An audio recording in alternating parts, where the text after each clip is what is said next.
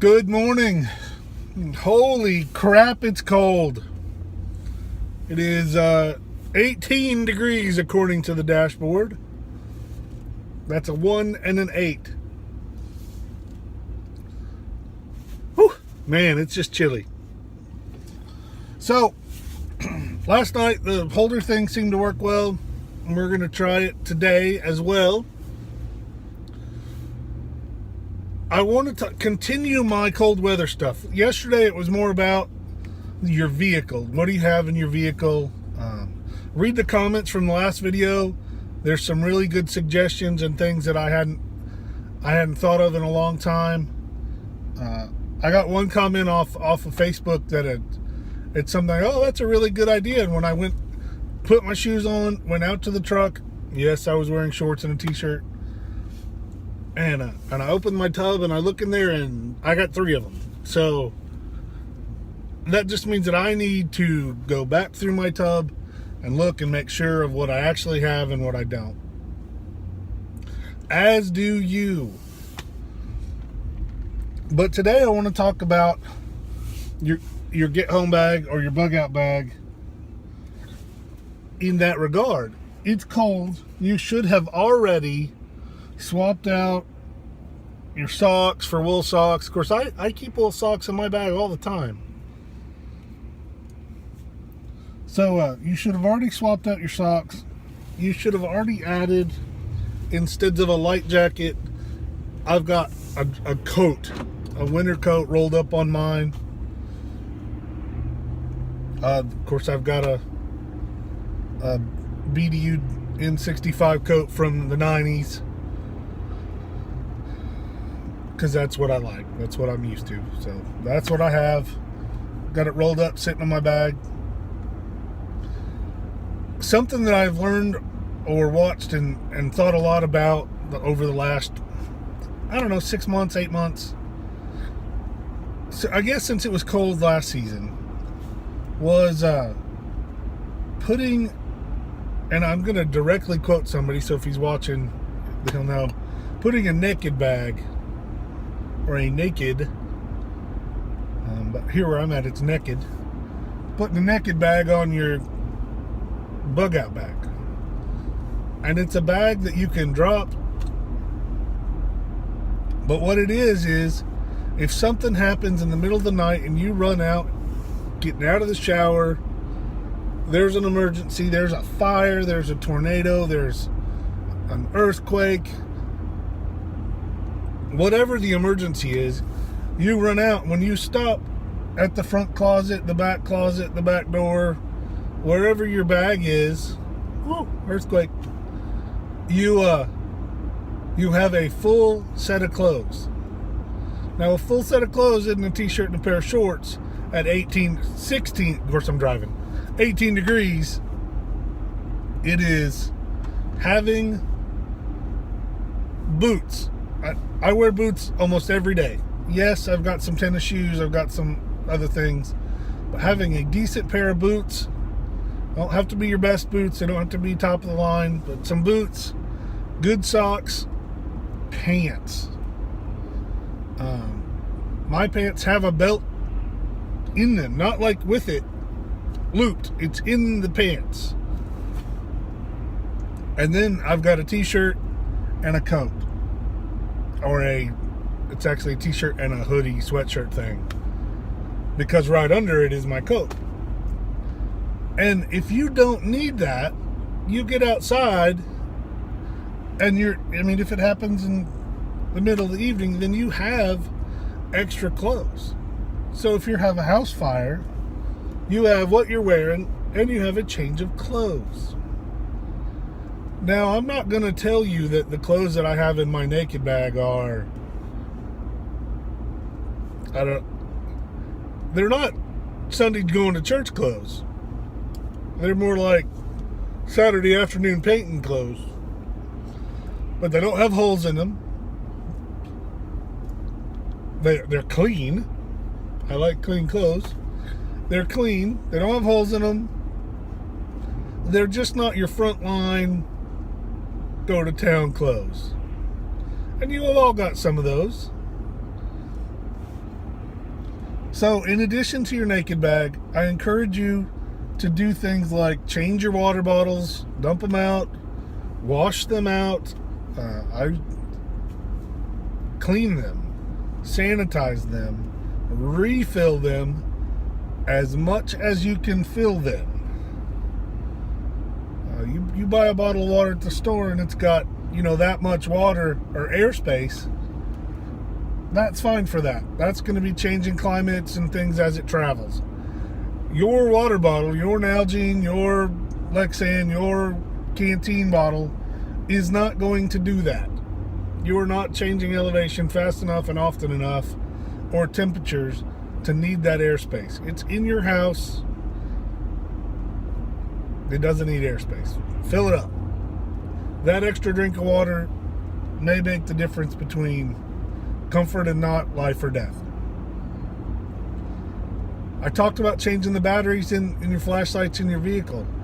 It's time to change all of your batteries, because you all have things, remote controls for televisions, DVRs, DVDs. You've got things that you can use with cycled out batteries. Little blue, clear blue tone tote is where we put the probably okay batteries, but not primary batteries. And those are what the kids use for their game controllers. That's what we use for the everyday flashlights, the ones that we're using to look under the washing machine for that lost sock and things like that. But they're not our primary light batteries. Ooh, something big in the road. And I know that's shaking. You got to deal with it. So, in addition to changing your batteries, the next thing I think you need to do is those hot hands. And that's a brand name. There's a bunch of them. Those little pouches that you rip open, let oxygen get to them and they warm up. They are intended for cold weather and warming you up. They are not intended for food storage. But that's a whole other thing. So put some of those. They're inexpensive. I change them out every year. Of course, I've got kids that do school activities in the winter, so it's really easy to buy the new ones and rotate out the old ones. I don't know the shelf life on them. I mean, they may sit on the cabinet sealed up and work fine in 5 years, but I don't know that. And so I swapped those around. I put gloves. And unfortunately for me, I cannot afford to go to Bass Pro Shop or to the outdoor stores and buy $100 pair of super gloves.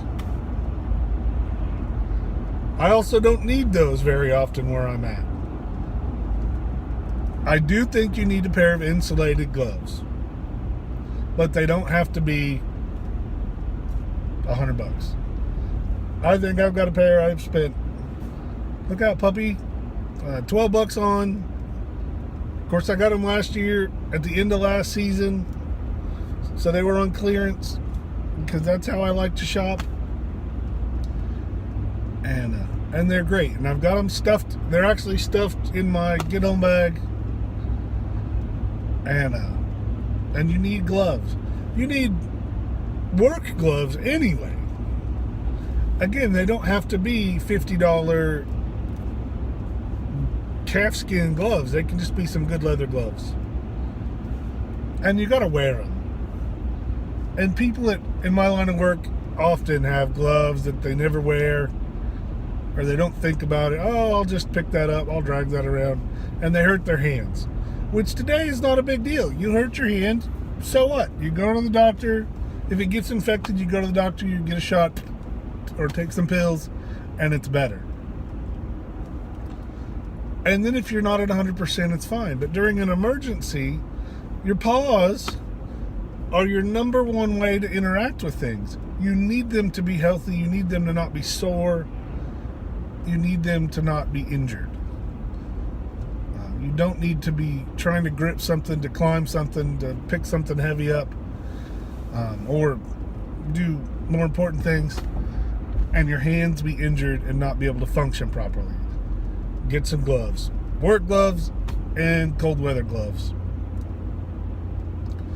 Where I live, you don't need those extreme cold weather masks. I've picked some up through my surplus business, and so I have a couple, but they're not something that where I live or where I'm going that I would pick up and load out on. If you're very far north of me, somewhere that it gets colder than here, maybe not a bad idea.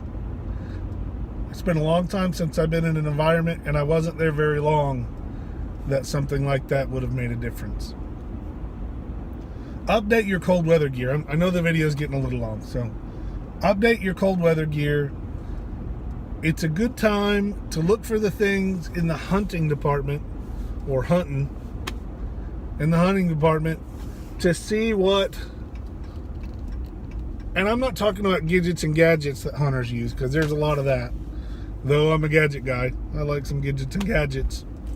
But see what's practical there that they use to keep them warm. See the standard glove, or this is kind of what everyone's hat looks like. This is the hand warmer. That's their bulk hand warmers like that. That's what they're using. This is a good kind of sweatshirt. Base layer. That's where you find the best pricing on base layers. And base layer is kind of the updated term for thermal underwear. But oh boy, this bridge is crazy. There's all kinds of choices when it comes to base layer. Price is not always the good indicator of what the best is. Get what you can afford and upgrade later. There's so much more. It's cold outside. It's 18 degrees here. If your gear's not ready, if you're ready for August or June, July, and August, if that's what your gear's set up for, if you have an emergency and have to leave your home or your vehicle breaks down, you're going to freeze. And I don't mean, oh, your butt's going to be cold and you're going to shiver. I mean, you're going to die. I don't want you to die. If I wanted you to die, this whole channel would be way different. Here are some things I need you to do in an emergency, and then you can die. And then when you die, whoever dies first, we're splitting up your gear. That's not what this channel's about. So get out there, update your gear for winter, change your batteries, clean your water out, throw your crushed old food away, swap it all out, and be ready for winter. Be ready for an emergency. They happen all the time. They don't wait for you to be ready or have a nice weekend. Thanks for watching. Continue to share. Go to Patreon if you're so inclined. Share. You have people that are important to you too. Let's get ready.